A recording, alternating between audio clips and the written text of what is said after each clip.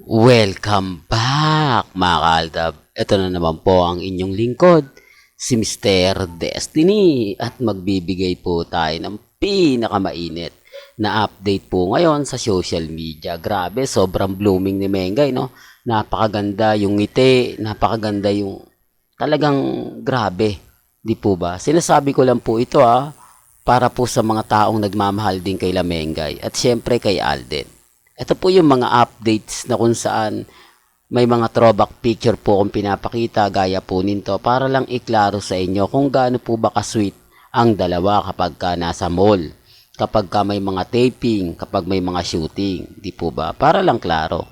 Ako, sabi ko nga po sa inyo, mga pinapakita ko naman pong mga to, hindi ko inedit yan. Yung mga panahon po ng 2015, wala pong mga edited na apps na pwede mong gamitin ngayon kung ikukumpara mo ng 2015 at ang mga cellphone pa po noon 3315, 3210, di po ba? Para lang klaro, para lang po sa kaalaman ng lahat. Ako naman po, masaya po ako lalong-lalo na nga po ngayon na dumarating yung mga point na mapapaisip din po kayo. Di po ba? At ito pa po yung sinasabi kong update.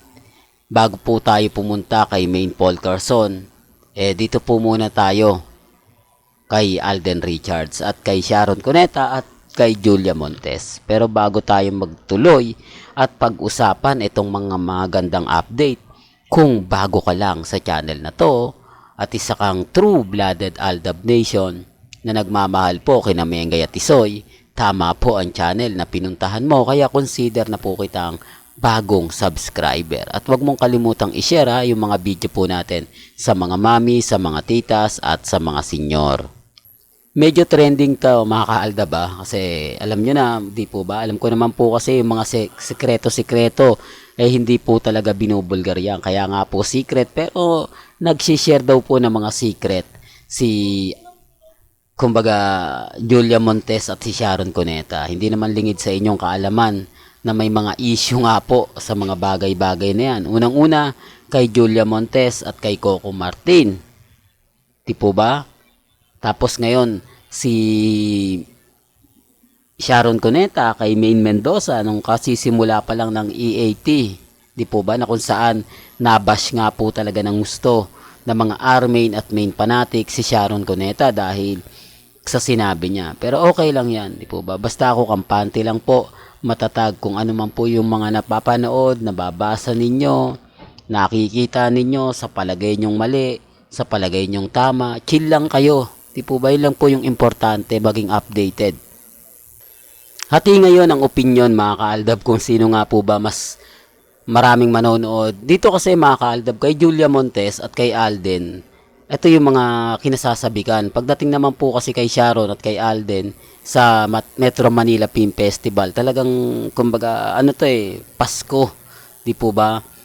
Na kung saan nga talaga family bonding ng mga pamilya.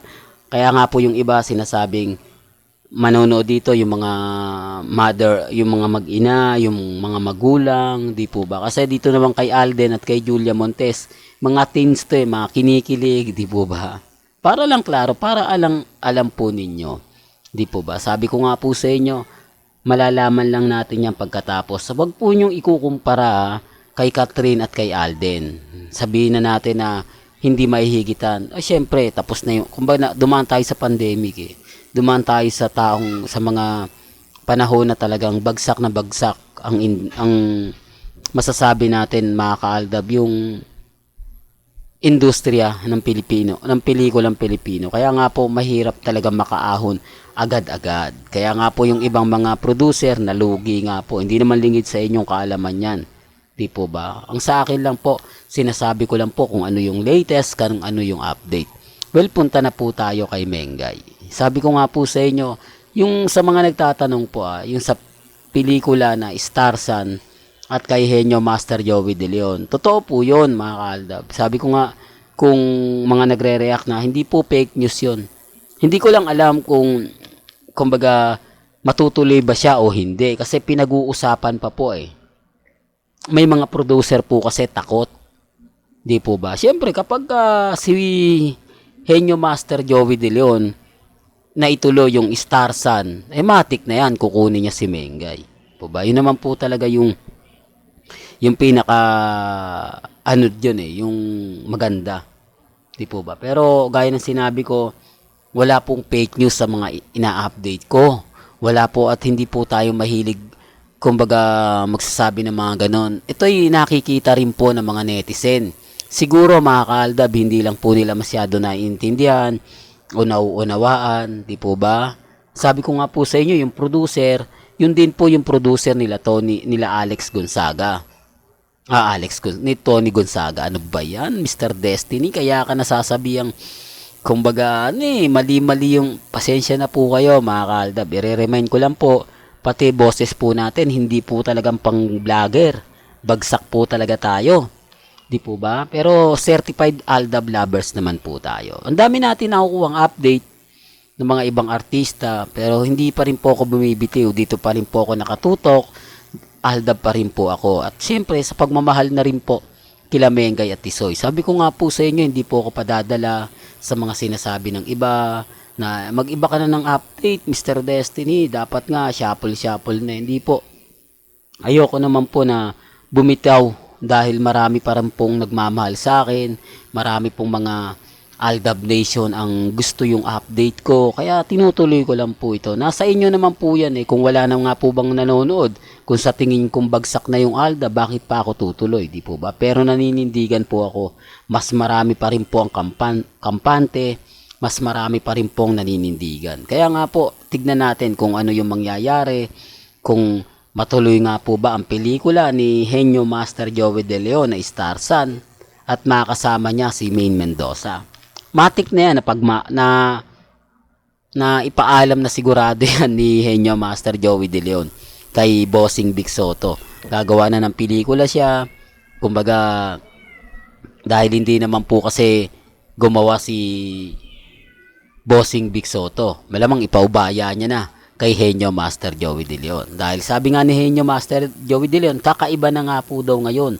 Hindi na raw po katulad ng dati. Na totoo naman po. Di po ba? Sinasabi ko lang po ito para po sa kaalaman ng lahat. Para lang po sa mga dumadaan at bumibisita sa channel ko. Alam nyo naman po, pagdating sa channel ni Mr. Destiny, lahat po updated po kayo. Lahat po ng mga gusto nyo malaman, pabor man o hindi. Basta pinag-uusapan, nagiging trending. Punta lang po kayo sa channel ni Mr. Destiny. Well, hanggang dito na lang po yung updates natin Kaya kung gusto nyo pa po ng pinaka-latest at sariwang update, abay tutok lang po kayo sa channel ni Mr. Destiny para updated po kayo sa mga bagong video po na ilalabas po natin maya-maya lang. Hanggang sa muli, salamat po sa panonood at pakikinig.